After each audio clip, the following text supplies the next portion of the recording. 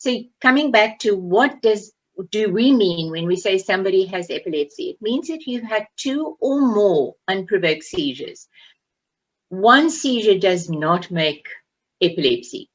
One seizure means you've had a convulsion, and yes, you may have seizures, but you need that second seizure to be able to say that this is a case of epilepsy, not an individual seizure. There's quite a percentage of people that can have one unprovoked seizure and never have seizures again. And then remember, there's other causes for seizures too.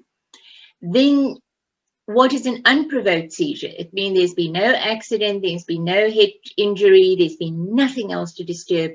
It really came out of the blue. And that's really what happens with epilepsy. We know that seizures in epilepsy can come from different reasons sometimes, and some lifestyle changes may make it worse or better. I will talk about that. But basically, it still is that unprovoked seizures where there's been no trauma or accident or anything else.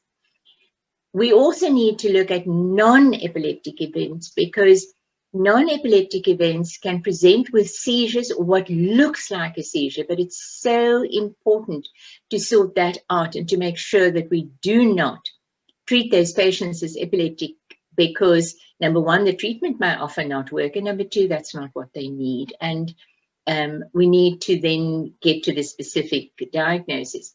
Now, I'm quickly looking here at fever convulsions. Fever convulsions is not necessary epilepsy. It definitely is a genetic tendency. Some of those patients can develop epilepsy, and we talk about GEFs, general epilepsy with fever convulsions, but that's a small percentage. Most kids will have fever convulsions without moving on to epilepsy. So we're not going to say that you've got epilepsy if you have frequent fever convulsions, unless you have an abnormal EEG, because that then puts you in the GEFs plus group. So lots of kids will have fever convulsions. It does not mean that they have epilepsy or will get epilepsy. Convulsive syncope, you faint and you get a fit. I have given some of my colleagues quite a big fright, and I've disturbed a whole plane, because that is what I can do, is I will faint and then I will go into a seizure pattern, or what looks like a full seizure. It is not. I know exactly from why it started, how it goes, and from history you can actually get that as a very, very clear indication of how things work. Parasomnia is disturbances in sleep.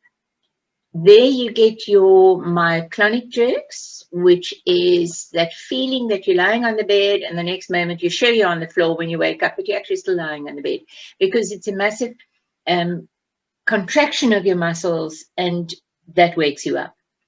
That happens in lots of families. It also is most probably a genetic, but it's not an epilepsy. You also can get other forms like your night terrors, funny behavior in the night, sleepwalking, sleep talking. Those are sleep disturbances. They are not epilepsy.